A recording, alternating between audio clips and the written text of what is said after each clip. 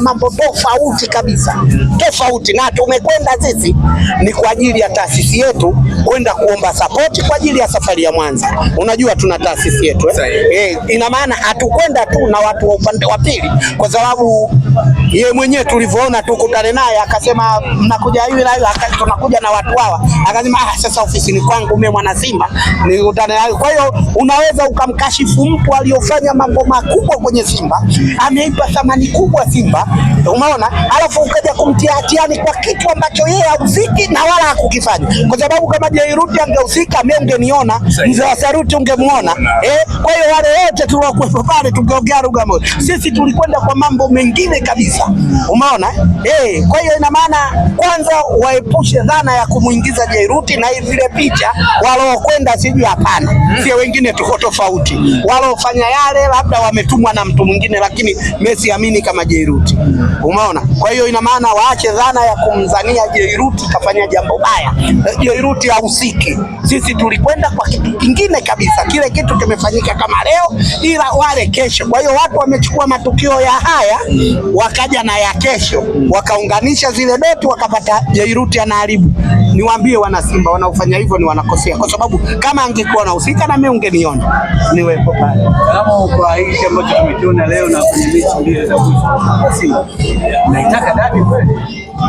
Dabi sasa hivi siije muda wote. Dabi sasa hivi wallahi wa billahi uje. Unajua Simba tulivyokuwa tunacheza pale mbele, zile koroshi karanga, maziwa tende, zilikuwa hakuna. Sasa hivi si unaona muda wote tuko kimiani kwenye 18, unaona kuna wachezaji zaidi ya 4 wanaweza kuwa nje ya 18 alafu wanaitafuta 18, ambayo ile design ile alikuwa nayo Emmanuel Okwi, lakini alikuwa nayo Elia Mpanzu wakati kabla. Sasa hivi hajarudi nyuma, kwa sababu sasa hivi Elia Mpanzu amekuwa na wakwaza wana Simba alivyokuwa anacheza mwanzo sasa hivi, lakini wamekuja watu ambayo unaona kabisa huyu akitani tu kushoto Libisa Guai, akitani tu kushoto unaiangalia kwenye kwapa, lakini unamwangalia yeye sura unamuona akiwa nje ya 18, kumchukua mtu kuingia naye kwenye 18 ni kitu kawaida.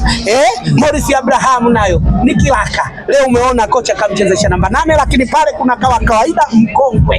Unajua tulikuwa tunajua kachoka sana Clatous Chota Chama, kazaliwa upya, anakuja kama kawaida. Kwa dabi leo kesho mnaitaka? Hatuna wasiwasi naye. Playmaker Chama yupo, Libisa Guai yupo, Sura yupo, lakini ukikaa unamuona Ino Luemba anavyocheza, naamini na nyinyi waandishi mnatamani kumuona kama hii mechi. Yanga atapenya wapi wakati tunataka ubingwa? Sasa tunataka ubingwa, akipenya tena si ndio basi ubingwa hakuna.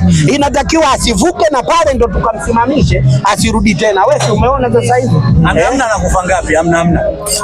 Mpira huwezi kusema ngapi. Mimi sio shehe haya, marehemu shehe haya, lakini atakapokuja atakufa. Bwana Msalamu, kwa mawinga wa Simba unawaambia nini mabeki sasa wa ligi ya Tanzania bara? Watakuwa na kazi, maana mimi nafikiria hiyo tarehe 1 Baka amkabe huyu afai, amkabe huyu yule kamsahau, amkabe huyu itakuwa bala. Yanaweza ukaona Baka bana mkabe yule, wanaambiana yule hatari yule, mkabe yule, huyu ukimwacha Libisa anakwenda, ukimkaba Ino. Lakini ukiacha hiyo unaangalia unamuona Chama anatani pale kama kawaida yake, anaangalia shimoni ampe nani, ukinani hivi Morris Abraham anafanya. Kwa hiyo balaa litakuwa zito, sio kama mwanzo tulikuwa kidogo. Unaona leo huyu hajaamka vizuri huyu, lakini kwa mechi hizi mbili unazoziona kila mchezaji unamuona ana hamu. Ndio maana anasema kwamba Kagoma ile namba anaitaka iwe permanent kwake, kwa kujituma na kuhakikisha mambo yale anayoyafanya yote. Unaona anataka kuichukua ile namba, kwa sababu pale inagombea wao kuna Kante, huyu Ino Luemba ndio hivyo anaanza, lakini huyu permanent ya namba ile ataipata, kwa sababu wana Simba wote uambii kitu, lakini na kocha akiangalia anaona ule ufundi.